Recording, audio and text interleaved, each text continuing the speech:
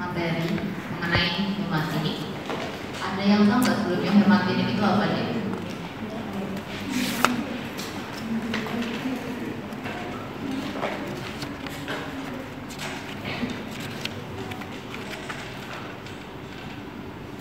Apa deh hematidik itu? Atau hematidik itu digunakan buat apa deh?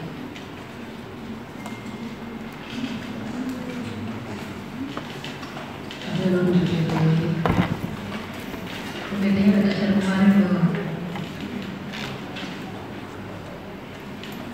Jadi hematidik digunakan untuk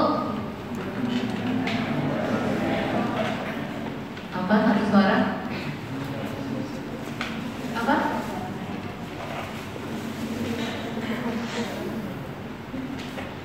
Jadi apa diskusi kalian tadi? Hematidik digunakan untuk pengobatan anemia. Hematidik dibagi menjadi berapa? 4. Apa aja?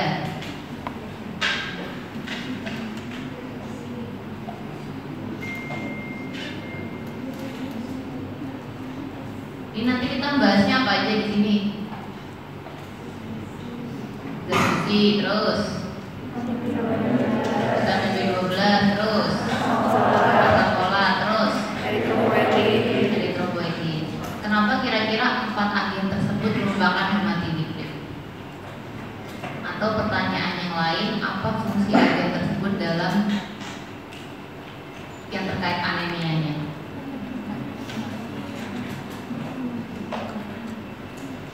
Dia mau jawab? Buat apa deh?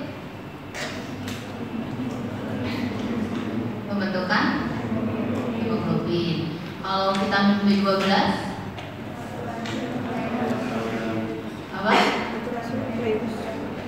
Oke, asam folat sama. Terus yang terakhir apa berarti? Oke, eritropoietin fungsinya buat memprogram ASC menjadi eritrosit.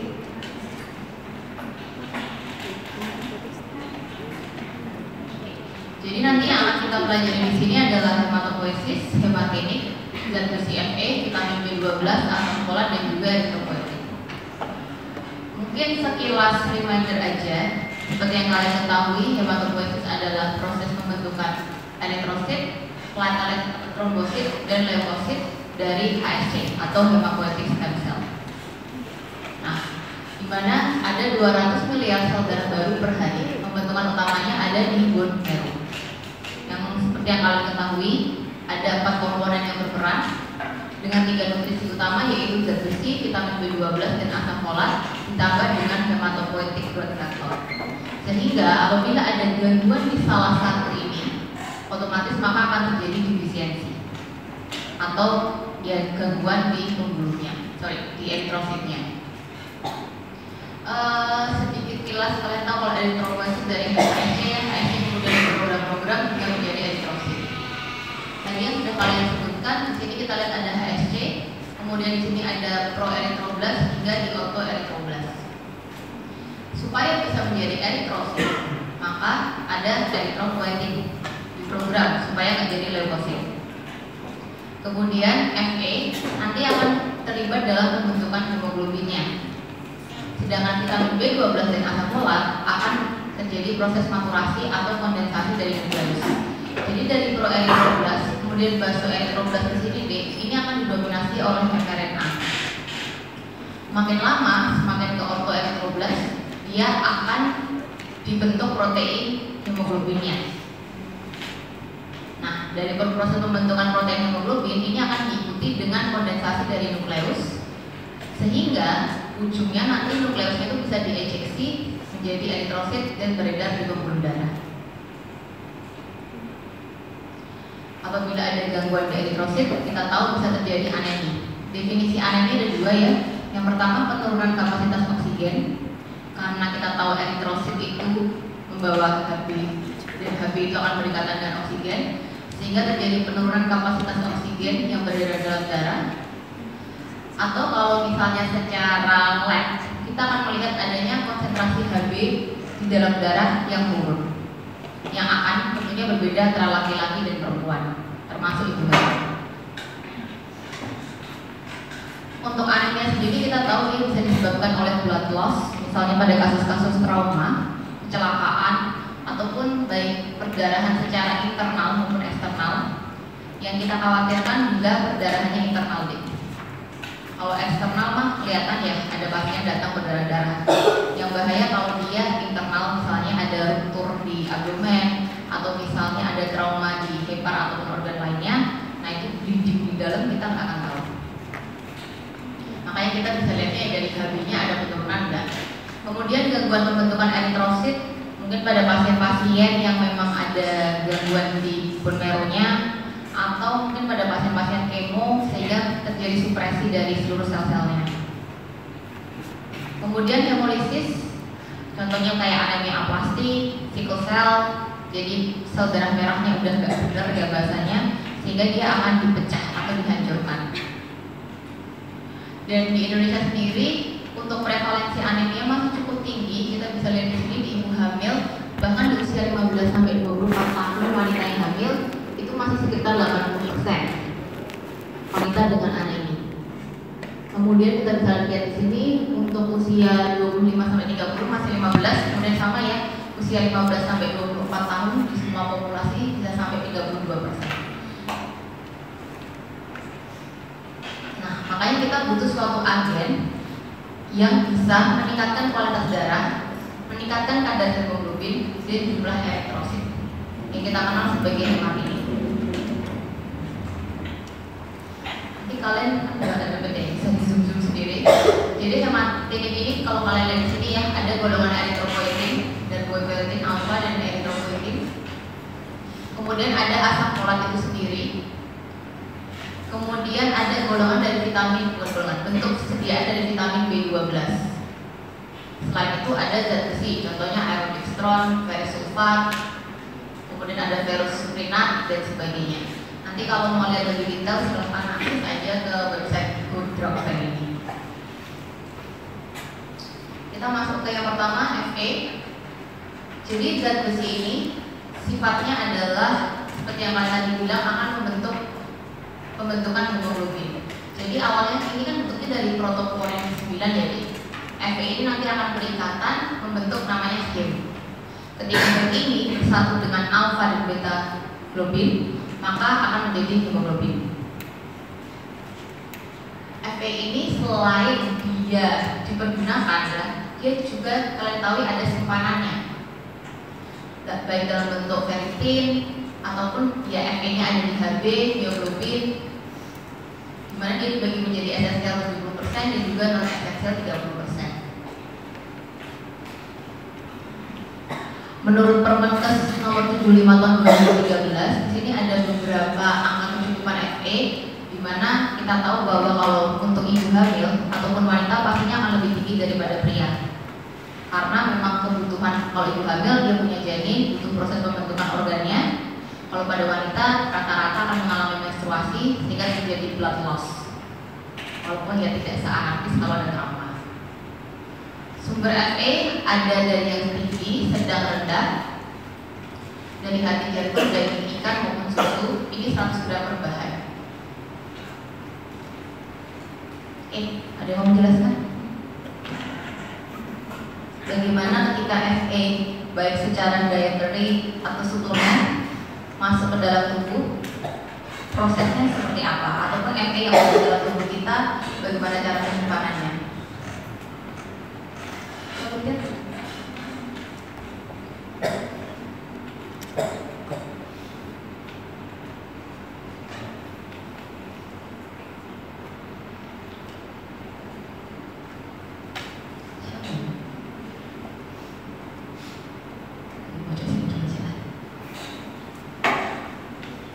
Baju kotak-kotak ada 3, jilbab abu-abu. Boleh dijelaskan setengah aja Mbak mengenai bagaimana ya kamu, bagaimana itu ketika di dalam tubuh.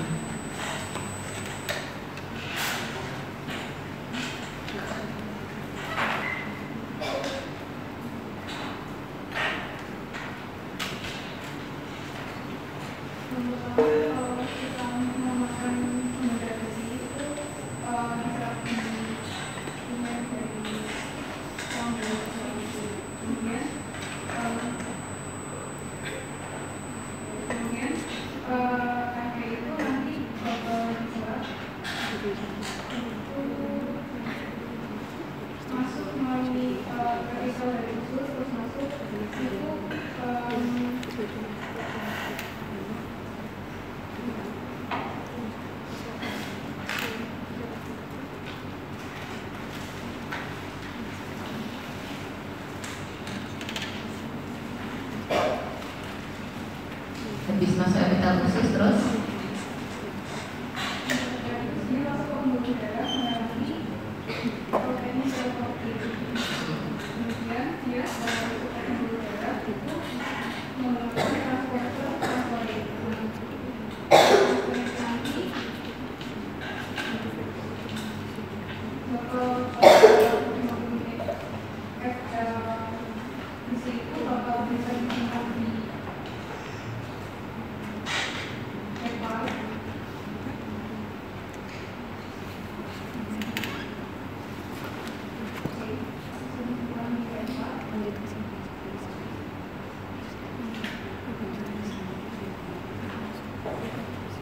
ataupun langsung digunakan untuk penggunaan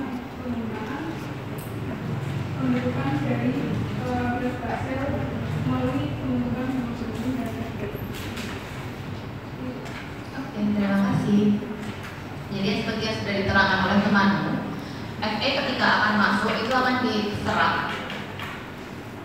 atau diabsorpsi oleh sel intestinal atau usus. Kalau di sini nanti Fe13-nya akan diubah jadi Fe2+, kemudian masuk melalui DMT1 ini yaitu divalen metaltransporter 1. Nah, ketika ada di sel intestinal, dia akan ada dua pilihan. Akan dikeluarkan melalui ferroportin atau akan disimpan menjadi ferritin. Ketika dia keluar dari ferroportin, maka dia akan ditangkap oleh transferin. Transferin kemudian akan mendistribusinya. Pertama, bisa ke bone marrow. Di bone marrow dia akan berikatan dengan transferin reseptor. Kemudian transferin reseptornya akan keluar, recycle digunakan kembali. Sedangkan Fe, jadi yang dipergunakan Fe12 ya. Fe12 yang masuk akan tadi yang membentuk hemoglobin yang kemudian akan memproduksi eritrosit. Terjadi pembentukan eritrosit. Kemudian selain itu, si transferin ini bersama dengan Fe bisa berikatan dengan TFR, kemudian bisa disimpan di hepar juga menjadi bentuk ferritin. Dan yang terakhir, sel-sel eritrosit yang sudah terlalu tua atau rusak nanti akan didistribusi oleh gland atau lien. Kemudian Fe-nya akan dikeluarkan dan dikeluarkan ke darah lagi, bisa digunakan kembali. Kalau kalian lihat di sini ya, di sini ada namanya hepcidin. Jadi ketika ferritin yang berada di hepar ini, di hepatositnya terlalu tinggi, nanti akan ada sel untuk memproduksi hepcidin, sehingga hepcidin ini nanti akan menginhibisi si ferroportin. Harapannya Fe-nya supaya tidak keluar. Sebaliknya, jika Fe-nya dirasa terlalu sedikit, maka eritroforum ini dia akan menginhibisi si hepcidin, sehingga nanti Fe-nya bisa keluar. Karena yang membantu mengeluarkan kan ferroportinnya.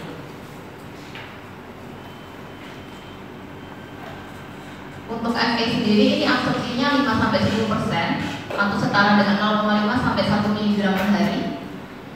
Dan ketika seorang wanita menstruasi atau ibu hamil, jadi kebutuhannya meningkat, maka absorpsinya pun bisa meningkat 1-2 mg per hari dan hamil 3-4 mg per hari. Kalian tadi sudah lihat penyerapannya dari duodenum dan proximal jejunum. Kemudian dia dibagi jadi dua ya, hem Fe itu Fe2+, di sini ada daging dan unggas. Kemudian ada yang non hem, buah, sayuran atau makanan lainnya yang sudah difortifikasi. Jadi sudah ditambahkan Fe-nya. Peningkatan absorpsi Fe akan meningkat pada suasana asam, jadi vitamin C, HCl, dan akan menurun pada suasana yang tidak asam atau kita katakan asam lambungnya berkurang. Makanya kalau diberikan antacid maka akan berkurang. Tadi yang kalian lihat ya, distribusinya 2 molekul Fe3+ ditambah dengan transferin membentuk sebuah ikhlatan. Kemudian bila terjadi peningkatan eritropoiesis, maka terjadi peningkatan transferin reseptor. dan penurunan hepatik residu. Jadi supaya si FE-nya bisa segera dipindah-pindahkan, FE-nya bisa segera masuk ke dalam sel-selnya. Kemudian apabila ada anemia defisiensi besi dan pengurangan simpanan FE, maka serum transfernya akan naik. Ekspresinya tidak ada jalur khusus, ekspresinya bisa kurang dari 1 mg per hari. Kayak seperti yang kalian ketahui, defisiensi besi cirinya adalah anemia mikrositik hipokromik. Kalau di Indonesia ya bisa terjadi karena asupan nutrisi yang kurang, ataupun kalau kita di negara tropis ini maka helminthes atau cacing. Bisa juga terjadi karena berkurangnya aktivitas enzim, gangguan metabolisme otot, hingga gangguan metabolisme dari kapikular. Untuk FE yang bersifat suplemen ya, dia bisa digunakan untuk terapi ataupun preventif dari anemia defisiensi besi. Contohnya pada wanita usia subur, jadi sudah memasuki usia reproduksi, dia bisa memberikan FE sebanyak 1 kali seminggu. Selanjutnya, kalau wanita tersebut menstruasi bisa diberikan setiap hari. Untuk ibu hamil bisa diberikan setiap hari selama masa kehamilan atau minimal 90 tablet. Absorpsinya maksimal 200 mg per hari. Jika lebih dari itu bisa, tapi sudah terjadi kejenuhan atau mucosal block, jadi berkurang. Sedangkan maksimal respon eritropoiesisnya adalah pada pemberian 150 sampai 200 mg per hari. Preparat besi ada 2, oral iron terapi dan parenteral. Parenteral biasanya diberikan pada pasien-pasien yang mengalami gangguan absorpsi atau pada pasien-pasien dengan gagal ginjal kronis, sehingga pemberian secara oral itu kurang efektif. Untuk yang preparat FE oral, di sini ada beberapa, yaitu ferrosulfat, ferrosgluconat, dan ferrosfumarat. Kalian bisa lihat tablet size-nya ini, cuman elemental iron-nya hanya segini.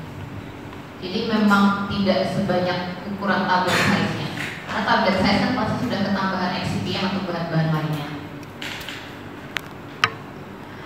Ketika terjadi defisiensi FE, maka 50-100 mg dapat berikatan dengan Hb per hari. Kalau kita mengkoreksi zat besi, kita tidak hanya mengkoreksi supaya FE-nya ada, tapi kita juga mengkoreksi simpanannya.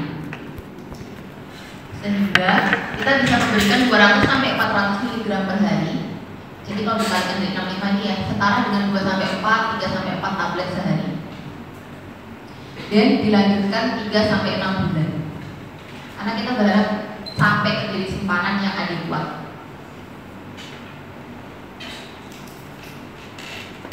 Untuk yang parenteral tadi ya, ketika dia tidak bisa mentoleransi absorpsi oral atau anemia kronis berat, biasanya pada pasien CKD. Kemudian di sini ketika terjadi gangguan absorpsi, ada gangguan di usus, sudah terjadi reseksi usus halus, pemotongan, ada inflamasi di sana. Nah, sayangnya kalau oral itu kan tadi kan melewati intestinal uptake system ya, dia kan diserap di intestinal sehingga lebih terkontrol. Sedangkan si parenteral dia ini free fat, dia sebenarnya dalam bentukan free ferric iron, jadi 13, dan dia ini tidak melewati intestinal. Jadi yang sering terjadi adalah iron overload dan dose dependent toxicity, yang berarti semakin tinggi dosisnya dan berarti kemungkinan semakin toksik. Beberapa contoh preparatnya ada iron extra, sodium ferric gluconat, iron sucrose. Kemudian di sini ada ferric carboxymaltose dan ferroxytol.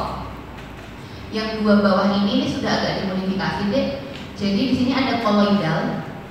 Kolloidal ini salah satu fungsinya adalah supaya FE-nya itu bisa dirilis slowly, sehingga nggak tiba-tiba langsung lumpuh. Sedangkan karbohidrat di sini, ini fungsinya adalah supaya FE-nya ini sediaannya akan dipecah di sistem retikuloendotelialnya. Jadi ketika dia sudah dibawa ke hepar, ke lien ataupun ke tempat-tempat yang retikuloendotelial ya, dia nanti baru dipecah, baru FE-nya dikeluarkan. Jadi tepat posisi lah bahasanya. Ini untuk sodium ferric gluconatnya, iron different dan iron sucrose. Kalian bisa lihat rata-rata elemental ironnya sebenarnya nggak jauh-jauh dari tadi ya, 62,5, 50 dan sebagainya. Paling karena ini sifatnya injeksi, maka kalian harus tahu kapan dia harus didiluted, diencerkan supaya nggak terlalu membebani tubuh juga dan nggak sakit. Kemudian kalian harus lihat apakah dia ada black box warning, ada reaksi anafilaktik apa enggak. Karena kalau kita bicara parenteral, dia lebih cepat tentunya ketika ada efek samping daripada oral.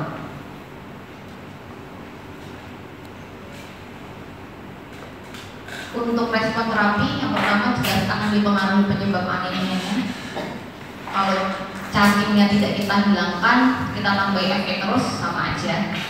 Anemianya pasti akan muncul lagi kalau FE di stop. Kemudian derajat anemi kemungkinan akan berbeda ketika pasiennya anemia ringan dengan anemia berat. Kemudian ada tidaknya komplikasi maupun toleransi penderita. Karena salah satu efek samping dari FE atau mungkin adik-adik yang pernah minum itu kan sifatnya jadi mual ya, karena besi. Nah ketika mual ini ada beberapa pasien yang baru minum terus langsung muntah gitu. Jadi biasanya walaupun FE ini sebenarnya absorpsinya lebih baik pada kondisi perut asam, berarti kosong, tapi ada beberapa yang menyarankan boleh tetap makan tapi sedikit aja baru minum obat. Harapannya untuk mengurangi rasa mualnya. Respon baik akan dinilai dengan kenaikan produksi sel darah merah. Kemudian kita bisa lihat dari penurunan derajat anemia, kemudian bagaimana simpanan FE-nya dalam tubuh. Sedangkan bila ada respon yang tidak adekuat, maka kita harus cek apakah ada peradangan, apakah tadi ada perdarahan internal, dan bagaimana kepatuhan pasien. Jangan pasiennya cuma dikasih 10 tablet minum 1 kali sehari, pasiennya mual jadi cuma minumnya 5 kali. Itu bisa terjadi. Kemudian respon tubuh terhadap FE oral, tadi semakin besar dosis maka kenaikan HB itu semakin besar.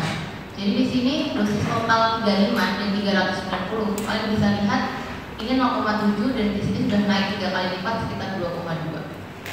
Jadi memang tergantung dengan dosis dan lama pemberiannya juga. Untuk efek samping tadi yang saya bilang terjadi nausea. Kemudian fesesnya bisa hitam tapi tidak memiliki makna klinis sehingga bisa diberikan dosis kecil dan setelah makan. Untuk yang parenteral, sebenarnya efek sampingnya standar injeksi, nyeri. Kemudian yang berbahaya bisa terjadi anafilaksis untuk IV. Jadi bisa dimulai dengan small test dose dulu, sekitar 0,5 mili atau 25 mg untuk melihat ada nggak sih reaksi anafilaktik pada pasien tersebut.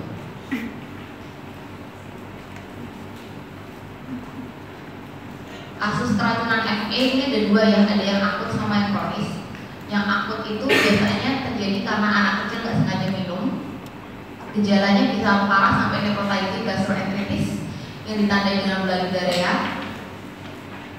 Salah satu terapinya adalah menggunakan whole bone irrigation. Nanti akan dimasukkan suatu cairan melalui NGT, jadi langsung dimasukkan ke lambungnya. Kemudian ada juga bisa menggunakan kalau nggak terlalu parah iron chelating compound seperti defuroxamine secara IV. Karena dia chelating, jadi dia kayak mengikat dari si FE, kemudian nanti diekspresikan. Sedangkan yang kronis, ini ada salah satu namanya kita sebut hemochromatosis, di mana kalau tadi kalian ingat di depan kan ada apa deh, hepsidin ya. Nah, hepsidin itu dipengaruhi oleh HFE protein. Ketika terjadi defisiensi dari HFE protein, ini akan menyebabkan terjadi defisiensi dari hepsidin tadi. Ketika tadi berarti turun, otomatis ferroproteinnya nggak ada yang menginhibisi. FE-nya akan dikeluarkan terus. FE keluar terus, tapi tidak difungsikan, maka yang terjadi adalah iron overload. Ada timbunan FE ketika menimbun di organ-organ tertentu seperti jantung, ginjal, itu dia tetap sifatnya toksik, dia bersifat demonial. Kalau berlebihan akan toksik sehingga bisa menyebabkan gagal organ. Biasanya memang bisa terjadi tadi kalau defisiensi HFE protein berarti memang bawaan inherited, atau berikutnya kondisi transfusi darah dalam jangka waktu lama. Biasanya pada pasien-pasien talasemi. Pada pasien talasemi selnya pecah-pecah, anemia. Salah satu terapinya adalah transfusi rutin, biasanya kadang per bulan. Padahal ketika kita transfusi itu pasti kan eritrosit masuk, berarti Fe-nya juga ikut masuk. Itu bisa terjadi iron overload. Maka biasanya terapinya bisa dilakukan intermittent phlebotomy, jadi diambil darahnya sampai 1 kantong. Atau berikutnya diberikan tadi iron chelation terapi dengan deferoxamine yang IV, atau kalau yang oral, jadi bisa dibuat ulang pasien ya, Devaroxirox atau Deferipron. Tapi memang untuk beberapa kasus yang terlalu sering pecah, misalnya kayak anemia aplastik, sickle cell, itu maka tentunya butuh monitoring yang lebih lengkap lagi.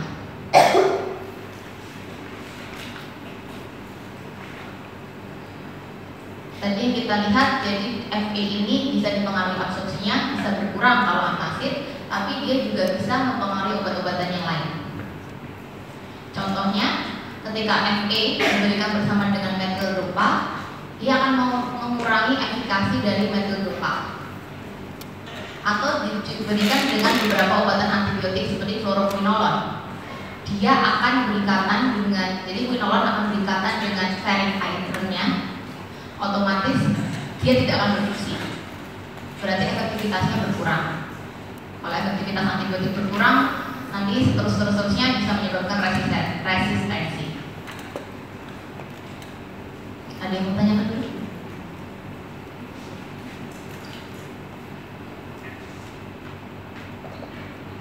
Oke, kita lanjut. Oke, untuk vitamin B12 ini adalah kofaktor untuk beberapa reaksi biokimia, salah satunya untuk sintesis DNA. Ada bentuk aktif dan ada juga yang berasal dari makanan. Dari makanan ada hidroksokobalamin. Perlu diperhatikan bahwa vitamin B12 selain yang tablet suplemen ya, kalau secara makanan dia berasal dari sintesis mikroba di daging, terutama hati, dari telur dan produk susu. Sehingga orang-orang yang diet vegetarian, saya lupa ada dari vegan sama vegetarian, tapi intinya ketika dia diet total bahkan tidak mengkonsumsi telur dan susu, berarti dia bisa terjadi resiko defisiensi dari vitamin B12. Total simpanan di dalam tubuh sekitar 3.000 sampai 5.000, utamanya di hati, dengan kebutuhan asupannya juga. Jadi vitamin B12 ini deh, kan kita punya sel parietal di lambung. Sel parietal di lambung ini akan menghasilkan faktor intrinsik. Vitamin B12 itu baru bisa dipakai apabila dia berikatan dengan faktor intrinsiknya, baru bisa diabsorpsi dalam tubuh. Sehingga kalau ada gangguan di faktor intrinsiknya, sel parietalnya misalnya error ya, sehingga nggak bisa ngasilin faktor intrinsik, berarti vitamin B12 nggak bisa terserap, terjadi defisiensi.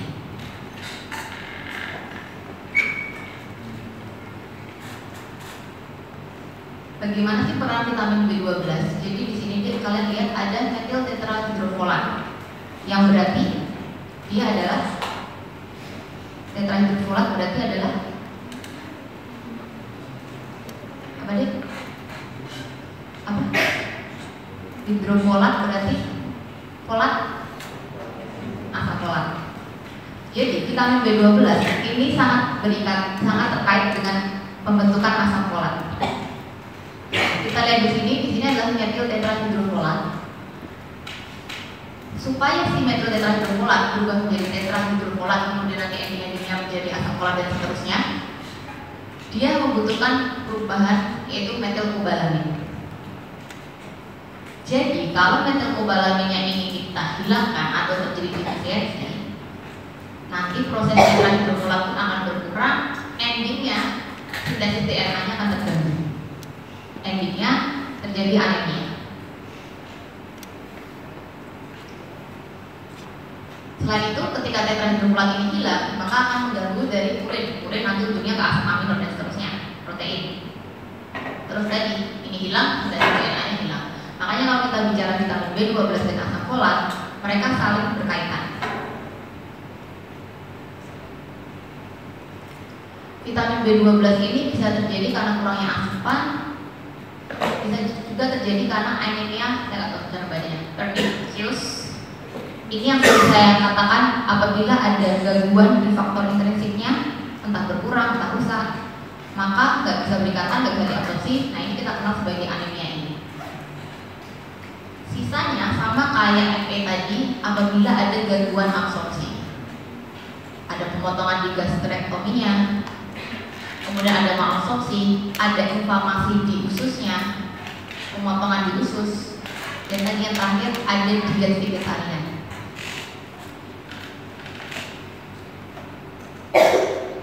Untuk preparatnya ada dua deh, oral, suplemen terapi. Mungkin kalian pernah lihat, kadang ada yang tablet kombinasi, mungkin pernah lihat biasanya B12, B6, B3 kadang digabung. Kemudian ada yang bentuknya parenteral, baik cyanocobalamin maupun hidroksokobalamin. Biasanya kalau mungkin kalian pernah lihat infus warna pink, nah itu biasanya vitamin B. Dia bentuknya nanti di ampul, terus dipecah, itulah namanya. Dia ambil, kemudian nanti dilarutkan ya, dimasukkan ke dalam si infus, terus baru diberi. Jadi nanti infusnya jadi pink. Untuk terapinya di sini initial dose-nya adalah 100 sampai 1000 IM per hari atau selang-seling selama 1-2 minggu. Kemudian butuh maintenance karena ada simpanannya 100 sampai 1000 1 kali per bulan. Apabila pasien ada gangguan neurologis, maka maintenance-nya lebih didekatkan tiap 1 sampai 2 minggu selama 6 bulan. Kemudian berlanjut 1 kali per bulan. Kemudian apabila ada anemia pernicious tapi tidak bisa memakai yang injeksi, maka bisa diberikan oral. Kalau anemia pada vitamin B12 bentuk selnya namanya apa? Makro. Kalau anemia artinya berarti asam folat. Jadi kalau misalnya ada kalian menemukan gambarannya sama-sama makro, gimana kalian membedakan dia anemia karena vitamin B12 karena asam folat? Sama-sama makro, ini B12 atau asam folat ya? Kira-kira apa dari anamnesis? Ini kalau kalian bilang dari kan angkatnya ada ketahuan lah, bisa dihitung. Kalau dari anamnesis?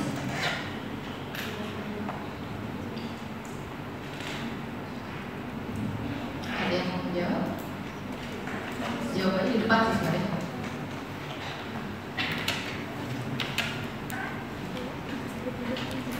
Apa deh? Gangguan apa yang kalian ngomong di depan situ? Ada gangguan neurologis. Vitamin B12. Kalau nanti kita lagi bilang vitamin ini, apalagi vitamin B, itu pasti gak jauh-jauh dari persarapan. Jadi ketika ada gangguan neurologis, ada anemia makro, ada kemungkinan besar itu penyebabnya karena defisiensi vitamin B12. Tapi sayangnya memang gangguan neurologis ini biasanya munculnya kalau berproses. Paling gampang kalau ditanya apa sih gangguan neurologisnya, kesemutan atau keringan. Prinsip pemberian vitamin B12 dan yang lain nanti mirip. Intinya kalau memang mau digunakan untuk profilaksis, itu indikasinya harus jelas. Kalau kita mau menggunakan untuk terapi, cari penyebabnya apa. Kemudian dengan dosis yang kecil sudah membantu. Dan yang terakhir, obat apapun sebenarnya mau jangka pendek mau jangka panjang perlu evaluasi rutin, perlu dilakukan monitoring.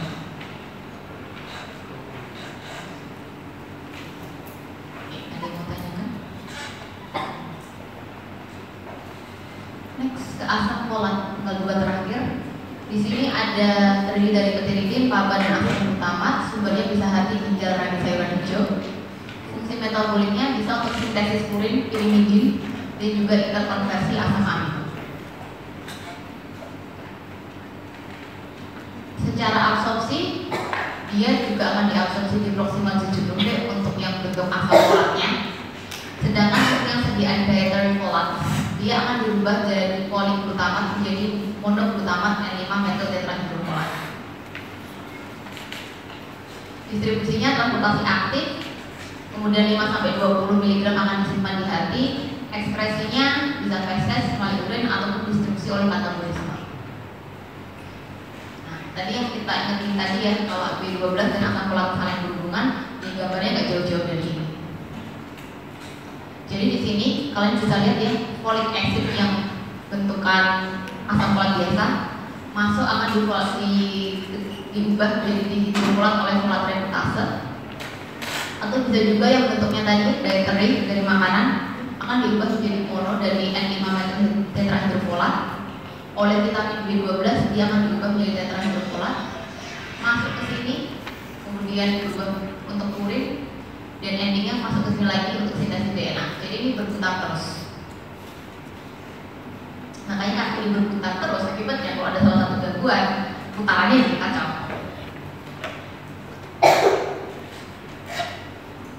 Ini prinsipnya sama kayak tadi sebenarnya nih. Intinya kalau mau kasih profilaksis tahu indikasinya.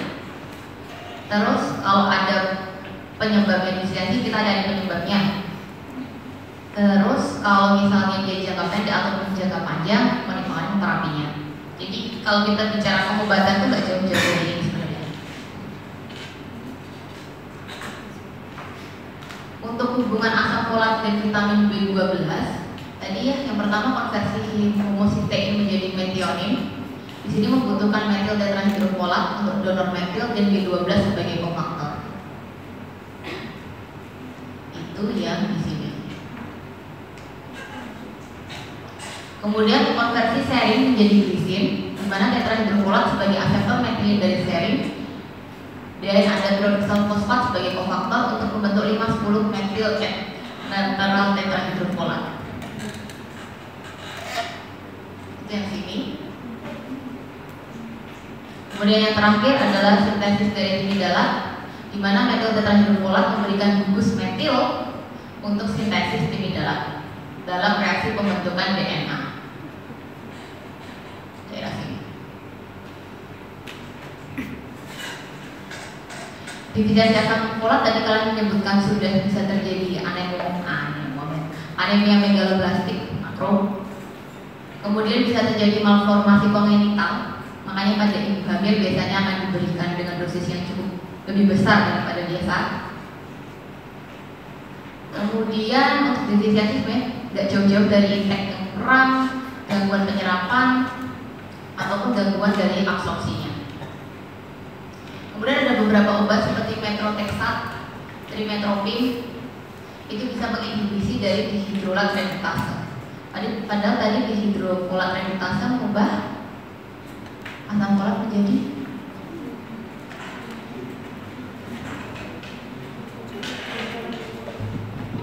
dihidrofolat.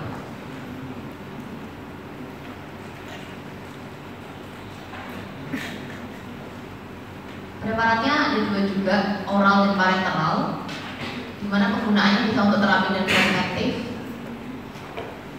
Kemudian bisa juga untuk antidotum. Kemudian pada tipus itu toksisitasnya sempat terjadi pengendapan asam folat dan bisa menurunkan efek anti-epilepsi dari fenobarbital. Di mana fenobarbital juga obat anti kejang, makanya turun efektivitasnya. Dosis 1 mg per hari bisa diberikan terapi anemia megaloblastik untuk mengembalikan kadar serum folat dan juga mengisi simpanannya. Sebelum kalian tambah ngantuk, kita ke yang terakhir, eritropoietin. Eritropoietin ini sebenarnya dia merupakan dari hematopoietic growth factors dan dia yang mengatur si eritrosit saja. Jadi kalau kita bicara yang lain kayak DCSF, PMCSF, IL-11 dan sebagainya itu juga termasuk growth factor tapi tidak akan kita bahas. Untuk hematopoietic growth factor di sini salah satunya adalah eritropoietin dan darbepoietin alpha yang berfungsi untuk anemia. Tadi bisa diberikan pada pasien-pasien dengan CKD. Eritropoietin dihasilkan oleh ginjal, sehingga kalau ginjalnya rusak, gagal ginjal kronis, otomatis dia tidak bisa menghasilkan si eritropoietinnya tadi. Kemudian pada pasien pasien HIV dengan pengobatan sidofudin, pada pasien kanker dengan adanya kemoterapi yang bersifat mielosupresif, kemudian pasien-pasien yang mungkin akan menjalani seperti tindakan-tindakan elektif, ini ya tindakan-tindakan pembedahan.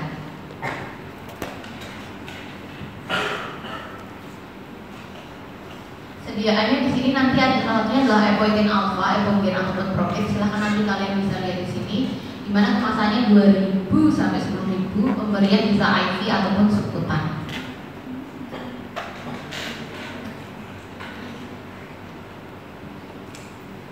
Untuk administrasinya secara IV, waktu paruhnya 4 sampai 13 jam pada pasien CKD dan tidak hilang dengan dialisis.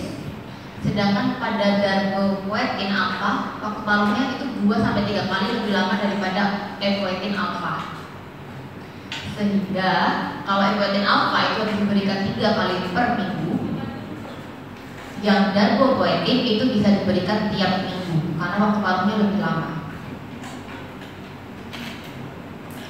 Kemudian untuk yang series beta itu bisa diberikan single IV atau exchange setiap 2 minggu atau 1 bulan sekali. Eritropoetin ini akan bekerja dengan menstimulasi proliferasi dan diferensiasi dari eritroid, menginduksi pelepasan retikulosit dari sumsum tulang, dan dia bersifat inverse relationship terbalik dengan HB HCT, di mana ketika HCT dan HB-nya turun, berarti otomatis bone marrow-nya akan mengompensasi dengan meningkatkan serum eritropoetin. Pada pasien-pasien anemia berat, serum eritropoetinnya bisa hingga ribuan. Kalau CKD jangan dihitung ya, CKD kan udah rusak bahasanya, gejalanya. Terapinya, ketika diterapi maka bisa terjadi peningkatan retikulosit sel darah dalam 10 hari, peningkatan HB dan HCT dalam 2 sampai 4 minggu dengan HB-nya 10 sampai 12. Kemudian kalau misalnya pada pasien CKD atau ginjal kronis, selain dengan eritropoetin tadi ingat pemberian FE-nya secara parenteral. Kemudian dengan penggunaan eritropoetin itu bisa mengurangi kebutuhan transfusi. Jadi pada pasien mielosupresif cancer kemoterapi, kemudian bisa mengurangi kebutuhan transfusi pada pasien low risk dan anemia yang membutuhkan transfusi eritrosit. Tapi kalau yang untuk beta tidak digunakan pasien dengan anemia karena kemoterapi. Ini saya terakhir. Efek sampingnya bisa terjadi hipertensi, trombosis. Kalau kita bicara trombosis, tidak jauh-jauh bisa terjadi peningkatan resiko dari kardiovaskular disease, peningkatan resiko stroke. Kemudian bisa terjadi alergi tapi jarang. Ada yang mau ditanyakan dulu?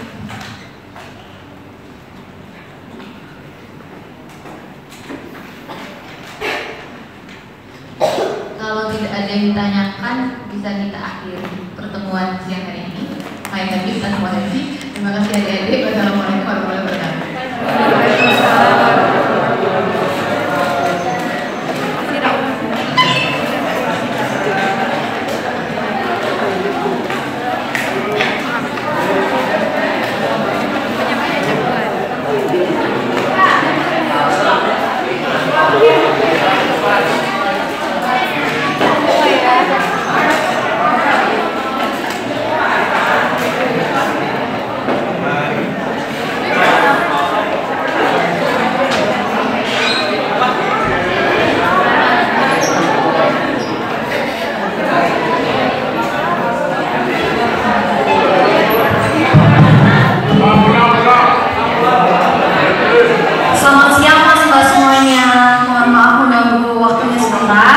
Sebelumnya perkenalkan kami dari